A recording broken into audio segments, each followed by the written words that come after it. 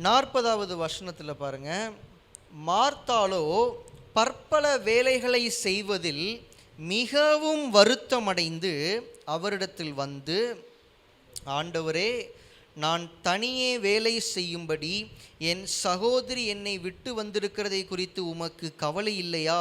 எனக்கு உதவி செய்யும்படி அவளுக்கு சொல்லும் என்றாள். ஆண்டவர் மரியாளிடத்தில் பார்த்த இன்னொரு தேவையில்லாத காரியம் என்ன அப்படின்னா, குறை சொல்றது. இந்த அம்மாவுக்கு பற்பல வேலைகள் செய்வதனால வருத்தம். நான் தனியாக உட்காந்து இவ்வளவு வேலைகளையும் செய்யணுமா?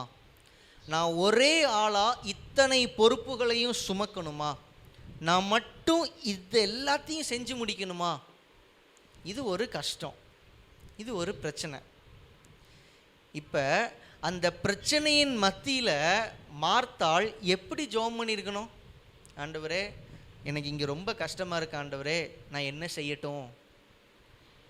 அப்படி கேட்டிருக்கணும். இந்த அம்மாவனுடைய ப்ரேயரே எப்படி இருக்கு அப்படின்னா, நான் தனியே வேலை செஞ்சு கஷ்டப்படுவதற்கு காரணம் மரியாள்.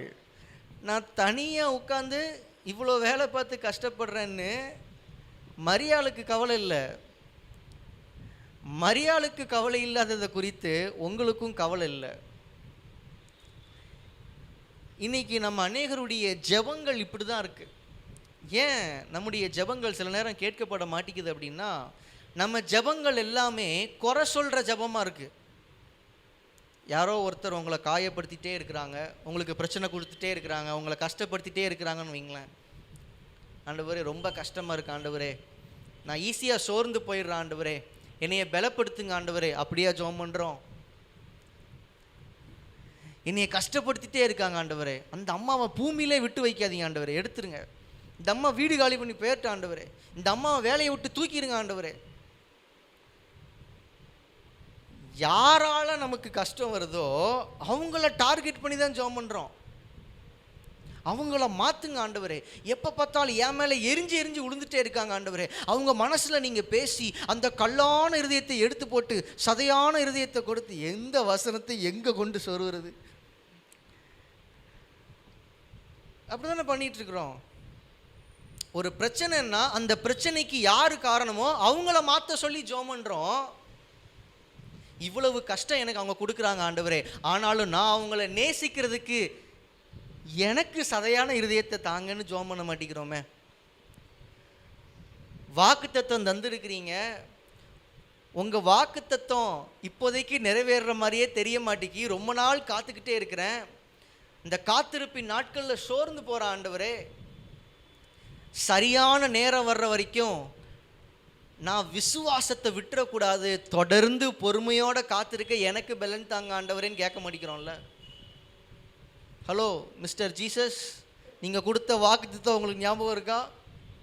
2022 ஜனவரி 27 என்ன சொன்னீங்க ஞாபகம் இருக்கா? இன்னைக்கு தேதி என்ன? இன்னைக்கு கிழமை என்ன?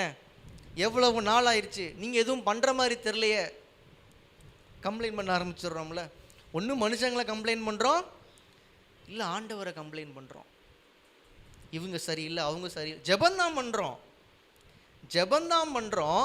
அந்த ஜெபத்திலையும் யாரோ ஒருத்தரை கம்ப்ளைண்ட் பண்ணி, இல்லை ஆண்டவரையே கம்ப்ளைண்ட் பண்ணி, எனக்கு ஏன் இதை செய்ய மாட்டேங்கிங்க ஆண்டவரே, உங்களுக்கு என் மேலே அன்பு இல்லைன்னு புரிஞ்சு போச்சு ஆண்டவரே, புரிஞ்சு போச்சு. நீங்கள் எல்லாருக்கும் செய்வீங்க, எனக்கு செய்ய மாட்டீங்க. இப்படிப்பட்ட கம்ப்ளைண்ட் பண்ணுற ஜெபத்தை ஆண்டவர் என்னன்னு சொல்கிறாரு? தேவையில்லாத ஒன்று. நான் உட்காந்து 3 மணி நேரமாக ஜெபிச்சு பார்க்க ஒரு அற்புதத்தையும் பார்க்க முடியல.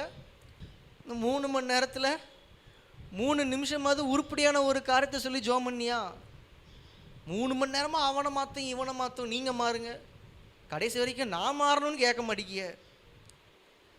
தேவையில்லாத ஒன்று. அன்னைக்கு மார்த்தாள் கிட்ட ஆண்டவர் தான் பார்த்தாரு, தேவையில்லாத ஒன்று. மார்த்தாள் ஒரு ஜெபத்தோட ஆண்டவர் இடத்துல வராங்க. மரியாளை மாற்றுங்க ஆண்டவரேன்னு ஜெபத்தோட வராங்க. ஆண்டவர் என்ன சொல்கிறாரு? நீ மாறு அப்படின்னு கையை மாற்றி காமிக்கிற. மார்த்தாளுக்கு அப்செட் ஆகிருக்கும் நிச்சயமாக. மார்த்தாளுடைய ரியாக்ஷன் என்னவா இருந்துச்சுன்னு தெரியல. ஆவியானவர் பாருங்க ரொம்ப மென்மையானவர். சில விஷயங்களை மூடி மறைச்சிடுவார். நமக்கு தெரிய வேண்டியது மட்டும் தெரிஞ்சா போதும். அதுக்கு மார்த்தாள் என்ன ரியாக்ட் பண்ணாங்க, மார்த்தாள் கோவப்பட்டாங்களா, மார்த்தாள் கீழ்ப்படிஞ்சாங்களா, அது இப்போ உனக்கு அவசியம் இல்லை. நீ கீழ்ப்படிறியான்னு மட்டும்தான் ஆண்டவர் நம்மளை பார்த்து கேட்குறாரு. மார்த்தாள் பிடித்து கொண்டிருந்த இன்னொரு தேவையில்லாத காரியம் என்ன அப்படின்னா, அடுத்தவங்க மேலே பிளேமை போட்டு மற்றவங்களை கம்ப்ளைண்ட் பண்ணி ஜெபிக்கிறது. அப்படிப்பட்ட ஜெபங்களை கர்த்தர் ஒரு பொழுதும் கேட்பது இல்லை. பிரச்சனை கொடுத்துட்டே இருக்கிறாங்க, தாங்க முடியல, இன்னும் பலன் தாங்க ஆண்டவரே, அப்படி கேளுங்க. உங்களுடைய ஜெபங்கள் எல்லாம் உங்களை மையப்படுத்தியே இருக்கட்டும். என்னைய காயப்படுத்திட்டே இருக்கிறாங்க ஆண்டவரே, இவ்வளவு காயப்படுத்தினாலும் அவங்கள நான் நேசிக்கிறதுக்கு எனக்கு பலன் தாங்க ஆண்டவரே, அவங்க எனக்கு செஞ்ச தீமையை நான் மன்னிக்க எனக்கு பலன் தாங்க ஆண்டவரே, இந்த தீமைக்கு பதிலாக நான் நன்மையை செய்கிறதுக்கு எனக்கு பலன் தாங்க ஆண்டவரே. நம்மளை ஃபோக்கஸ் பண்ணுற ஜெபம், நம்மளை மையப்படுத்துகிற ஜெபம், இதுதான் கர்த்தர் எதிர்பார்க்கிறார்.